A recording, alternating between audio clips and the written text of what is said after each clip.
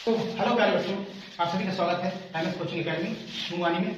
आज का अपना टॉपिक है कक्षा 10वीं अध्याय 5 समांतर श्रेणी के महत्वपूर्ण प्रश्न। परीक्षा की दृष्टिकोण से आपका समय जाया ना करते हुए परीक्षा की दृष्टिकोण से पढ़ेंगे हम आज। ठीक है, आधे घंटे में आपका एक अध्याय कंप्लीट होने वाला है। तो चलिए प्यारे बच्चों, अब हमारे पास 3 श्रेणियां, 1 2 3 श्रेणी हमारे पास। ठीक है, हमें नहीं पता ये समांतर श्रेणी है कि कौन सी श्रेणी। ठीक है, तो हम 1 बाय 1 ठीक है कुछ नोटिस करते हैं। हम देखते हैं यहाँ 2 के बाद 4 लिखा है, 4 के बाद 6 लिखा है, 6 के बाद 8 लिखा है, 8 के बाद 10, 10 के बाद 12, 12 के बाद 14 लिखा है। ठीक है, ध्यान से देखेंगे तो ये 2 का पहाड़ा है, 2 का टेबल है। ठीक है, कितने का अंतर है? 2 का अंतर। सभी पदों के बीच में 2 का अंतर है। ये पहला पद हो गया, दूसरा, तीसरा, चौथा, पांचवा, छठवां, 7 पद हो गए। इस प्रकार से श्रेणी चलेगी ये अनंत तक। ठीक है, तो ये ध्यान से देखेंगे 2 का पहाड़ा है। ठीक है, अब दूसरे पद में आएंगे, दूसरी श्रेणी सॉरी 3 से 8, 8 से 13, 13 से 18, 18 से 23, 3 से 8 कितने का गैप है? 5 का अंतर है। 8 से 13 में 5 का अंतर है, 13 से 18 में 5 का अंतर है, 18 से 23 में भी 5 का अंतर है। तीसरी श्रेणी में चलेंगे हम, 3 से 5 के बीच कितने का अंतर है? 2 का अंतर है। ठीक है, 5 से 11 के बीच में 6 का अंतर है, 11 से 15 के बीच में 4 का अंतर है, 15 से 19 के बीच में 4 का अंतर है, 19 से 21 के बीच में 2 का अंतर है, और 21 से 27 के बीच में 6 का अंतर है।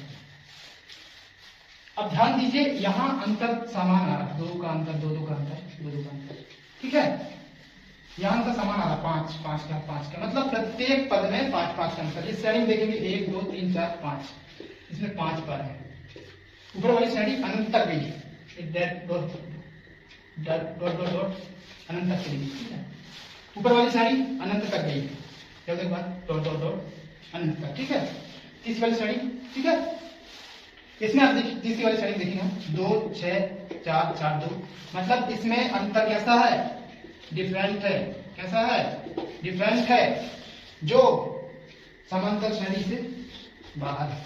समांतर का मतलब क्या होता है? समांतर होना चाहिए। ठीक है, समांतर। अंतर कैसे होना चाहिए? सम होना चाहिए।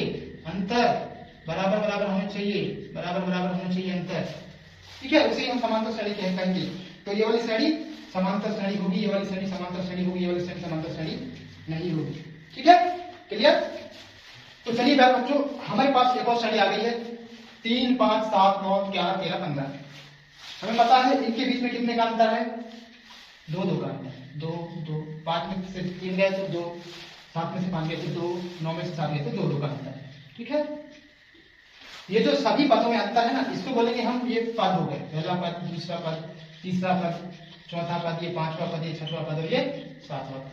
ठीक है, ये पद हो गए हमारे पास। ठीक है, 7 पदों की समांतर श्रेणी है। समांतर श्रेणी क्यों बोल रहे हैं पता है? क्योंकि सभी के बीच में अंतर सम है। ठीक है, आगे चलते हैं। ये पहला पद हो गया, इसे हम ए से दर्शाते हैं। किससे दर्शाते हैं? इसे हम ए से दर्शाएंगे, ए से। पहला पद ए होता है। ठीक है, अब ध्यान दीजिए, ये जो बीच का अंतर निकला है, सभी के बीच में 2 का अंतर, ये 2 का अंतर, इसमें भी 2 का अंतर, इसमें भी 2 का अंतर। ठीक है, पहला पद ए से दर्शाते हैं, ए बराबर पहला पद क्या है? 3, पहला पद है 3, और अंतर है, इसको बोलेंगे प्रथम पद, प्रथम पद। ठीक है, और जो अंतर है उसे हम डी से दर्शाते हैं। किससे दर्शाते हैं? डी से। डी बराबर होगा 2, सभी पदों के बीच का अंतर 5 से 3। ठीक है, इसको बोलते हैं सर्वांतर। क्या बोलते हैं? सर्वांतर, सभी पदों के बीच में अंतर। दूसरा पद माइनस तीसरा पद, मतलब आगे वाले पद से पिछला वाला पद माइनस कर देते तो सर्वांतर निकल जाता है। ठीक है, ये हो गया सर्वांतर। ठीक है, अब ध्यान दीजिए, अब हमें मान लो ये बीच का पद मैंने गोल कर दिया, ये 11 था, यहां पर क्या था? 11 था, मैंने गोल कर दिया, यहां बोल दिया, यहां से ये गोल कर दिया। ठीक है, ध्यान दीजिए, यहां चौथा पद, 5वां 6वां 7वां, हमें पता है प्रैक्टिकली कि ये 9 के बाद क्या था? यहां पर 11 था, यहां 13 था और यहां 15 था। ठीक है, अब यदि श्रेणी आगे तक जाती है, देखिए ये 7वां पद होगा, उसके बाद 8वां होगा, 8वां के बाद 9वां होगा, 9वां के बाद 10वां होगा, 11वां होगा, ऐसे अनंत तक जाएगी।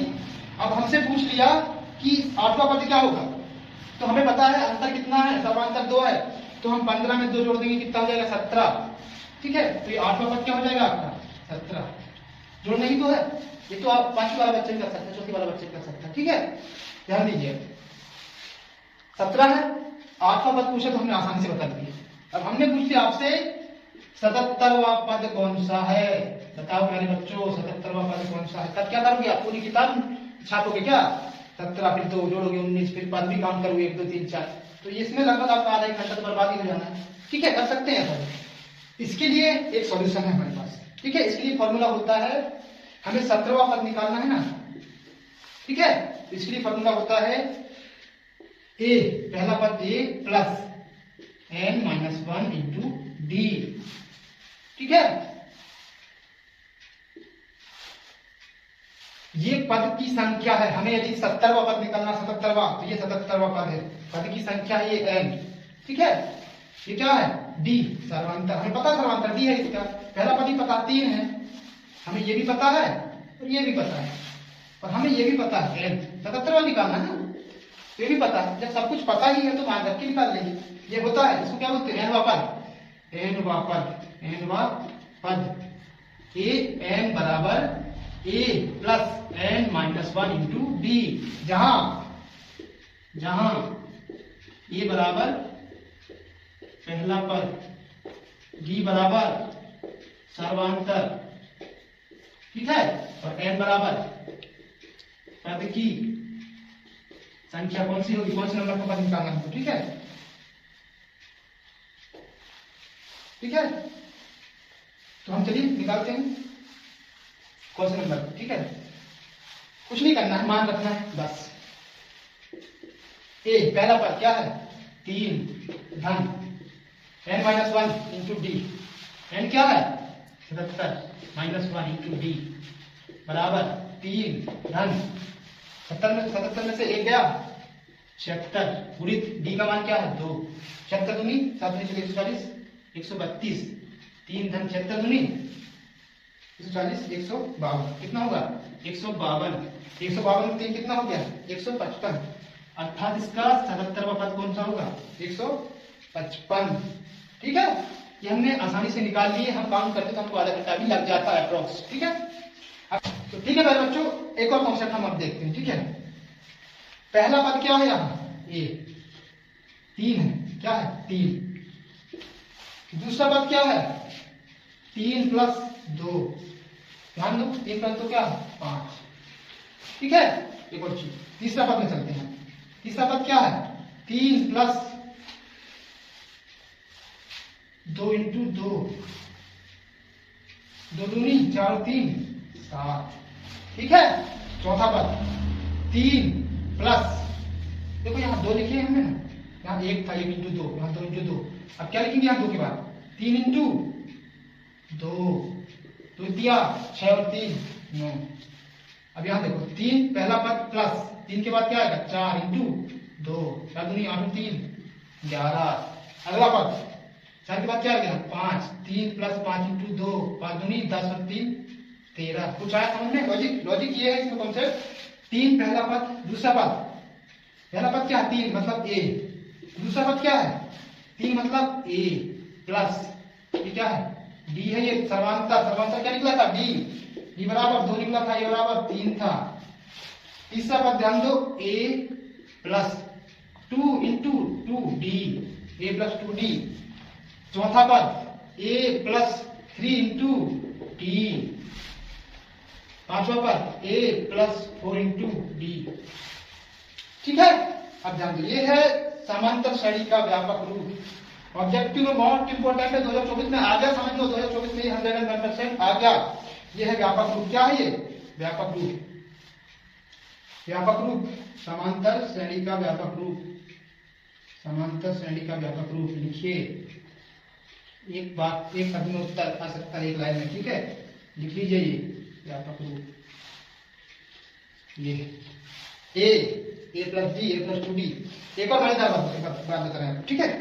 एक और मजेदार बात ये है कि पहला पद में देखिए ए है, ठीक है, दूसरा पद में जाएंगे तो ए प्लस 1 बी, ठीक है। ये क्या है पहला पद, ये है दूसरा, ये तीसरा, ये चौथा, ये है पांचवा। पहला पद में ध्यान दो डी है ही नहीं, दूसरा पद में एक डी आया, तीसरा पद में 2d आया, ठीक है, 2d आया। चौथे पद में 3d आया। पांचवें पद में 4d आया। तो मेरे को ये बताइए आप मुझे, तो मुझे आप एक बार बताइए, पांचवें पद में 4d आ रहा है, मतलब एक कम आ रहा है। कैसा आ रहा है? एक कम आ रहा है। पांचवें पद में एक कम आ रहा है। चौथे पद में 3d आ रहा है, मतलब एक d कम आ रहा है, ठीक है। ये तीसरे पद में 2d आ रहा है, मतलब एक कम आ रहा है। तो 100वां पद क्या होगा पता है आपको? 100वां पद a प्लस 99 इंटू डी, एक कम आता है ना, a प्लस 99 इंटू डी, 101वां पद। तो a प्लस 100 इंटू डी, 101वां पद होगा। ये एक माइनस करेंगे तो 100 होगा, ठीक है, क्लियर।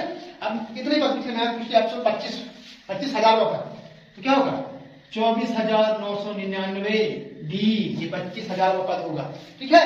कितने पद बोलते आप बता सकते हैं, ठीक है, ठीक है।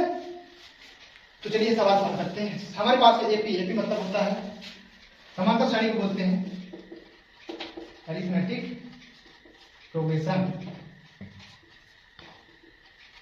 ठीक है। अरिथमेटिक प्रोग्रेशन समांतर श्रेणी 5, 10, 15, 20, 25 तक 10वां पद। ये कौन सा पद है? पहला, मतलब ए है। दूसरा पद क्या है? 10। तीसरा क्या है? 15। चौथा क्या है? 20। पांचवा 25। छठवां, सातवां, ऐसे 10वां पद आएगा, ठीक है। 10वां पद क्या होगा हमें नहीं पता है। 10वां पद क्या होगा नहीं पता हमें, हम निकालते हैं। हमारे पास क्या है? फॉर्मूला क्या है? 10वां पद a10, 10वां निकालना है ना, a10 बराबर a plus n minus 1 into D. और एक और कॉन्सेप्ट बता दें उससे, 10वां पद क्या होगा? a plus 9 into D. 10वां पद निकालेंगे तो एक माइनस होगा ना, a प्लस 9d, a धन 9d होगा। जैसा कि हमने बताया कि 25,000वां पद है तो एक माइनस करते हैं, 101वां पद है तो एक माइनस करते हैं, 10वां पद है तो एक माइनस करेंगे ना, दोनों से निकालते हैं, ठीक है।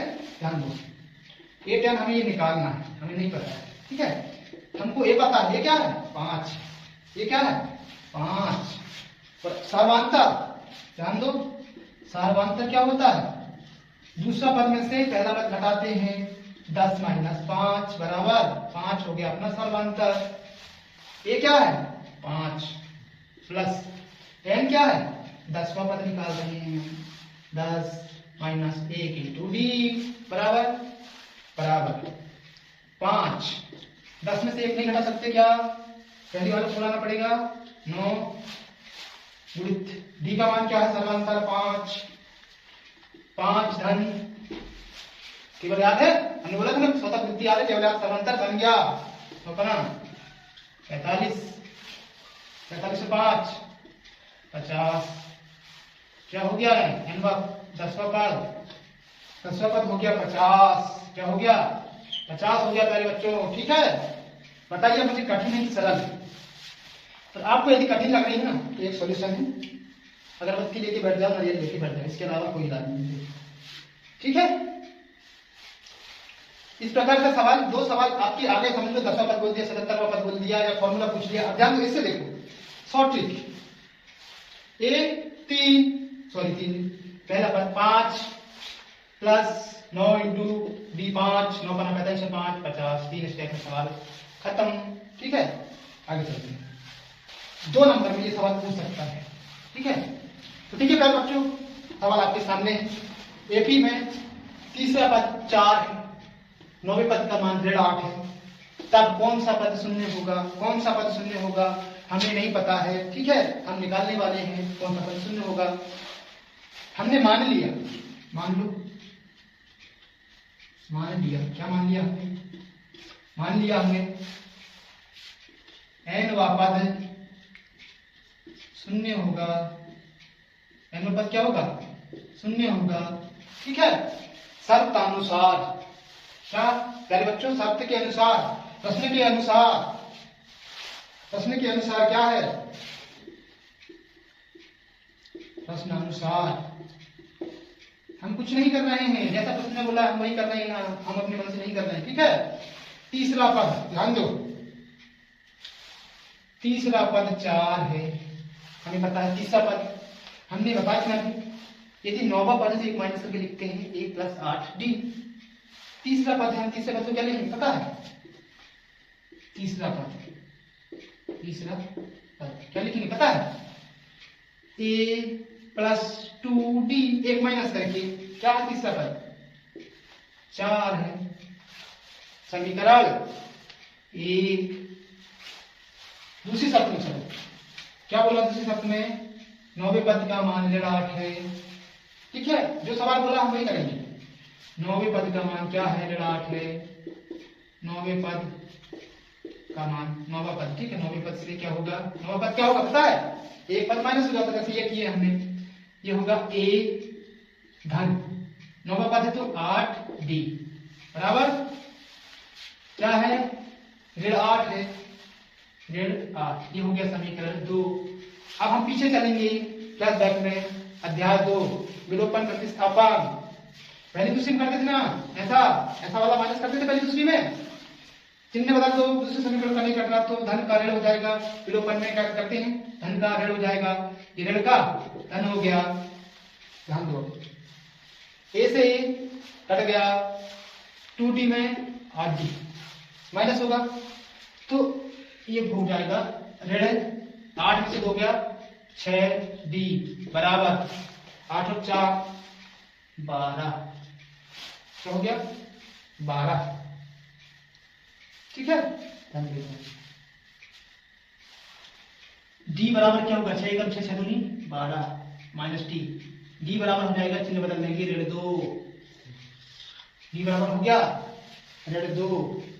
ठीक है, अब ध्यान दो, d का मान निकल गया ऋण 2।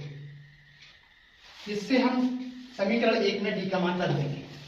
ठीक है, समीकरण 2 क्या है? a प्लस 2d बराबर 4, समीकरण 2 से, समीकरण 1 से, समीकरण 1 से मान रखिए हम d का, a प्लस 2 इंटू माइनस 2 बराबर 4, a धन 2 दूनी 4 फिर 4 बराबर 4, a ऋण में उस तरफ गया तो धन में 4 धन 4, ये बराबर क्या आ गया? 8। a का मान भी निकाल लिए बराबर, a का मान भी निकल गया। तूने प्रतिस्थापन लगे, प्रतिस्थापन से कर दो, विलोपन सरल हम विलोपन से कर दिए। ठीक है, पहला पद क्या है? 8।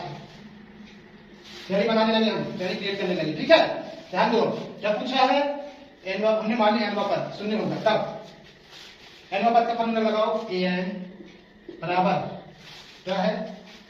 a plus n minus 1 into D. ठीक है,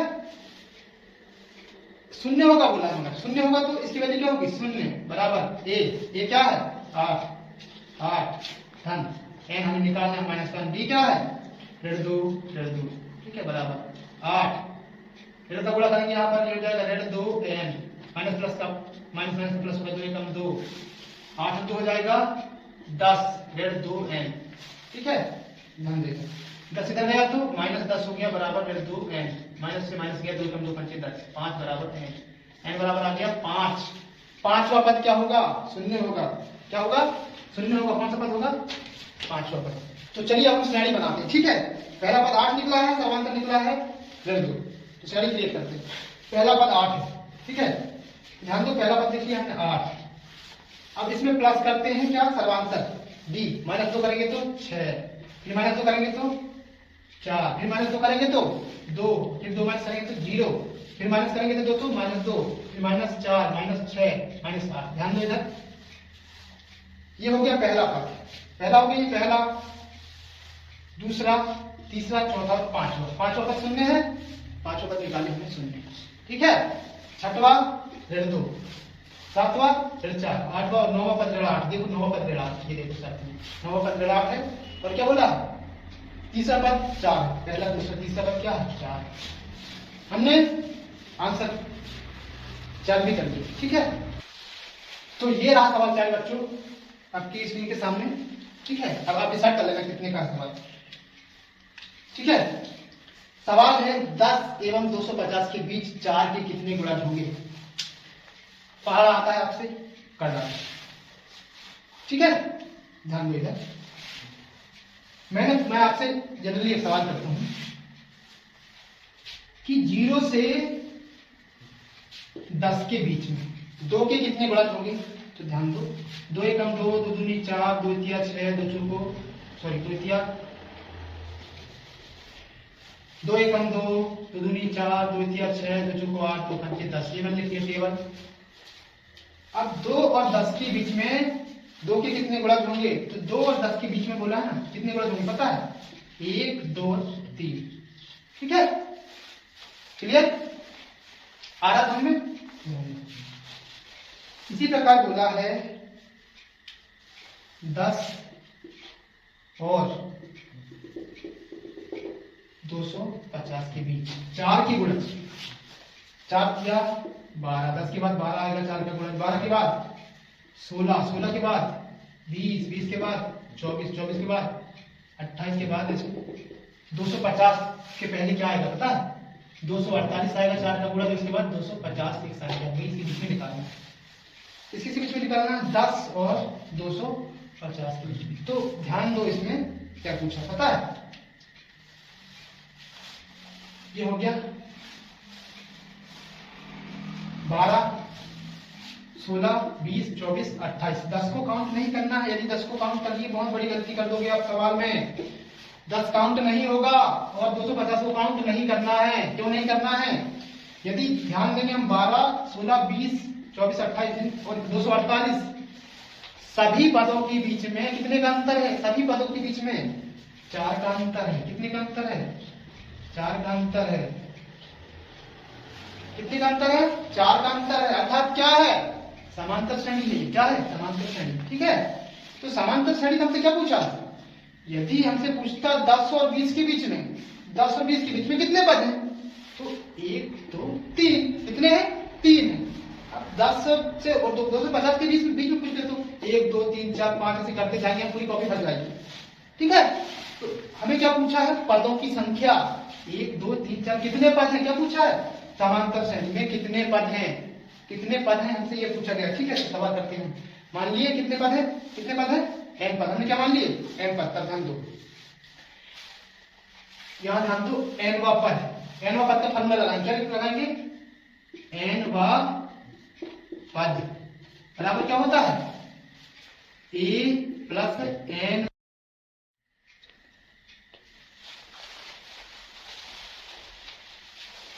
हम फॉर्मूला लगाने वाले हैं nवा पद का। nवा पद, अंतिम पद, अंतिम पद। ठीक है, या अंतिम पद भी लिख सकते हैं आप। अंतिम पद बराबर क्या होता है? a plus n minus 1 into D.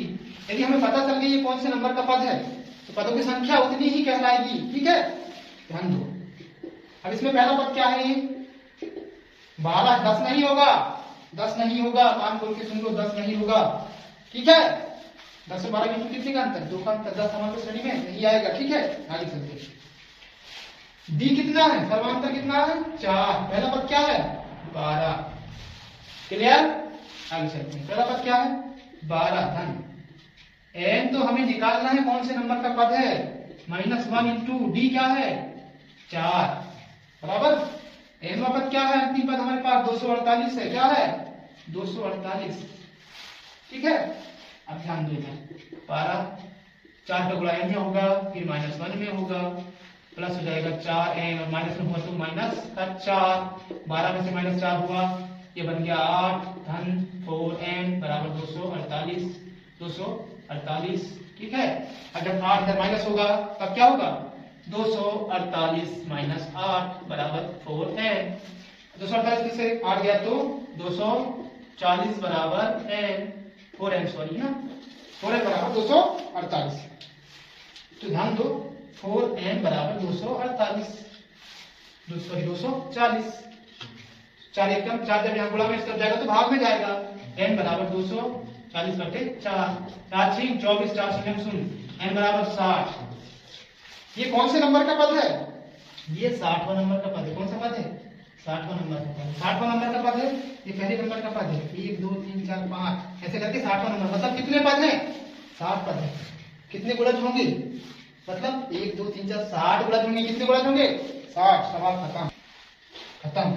ठीक है, बड़ा सवाल है क्या बताइए?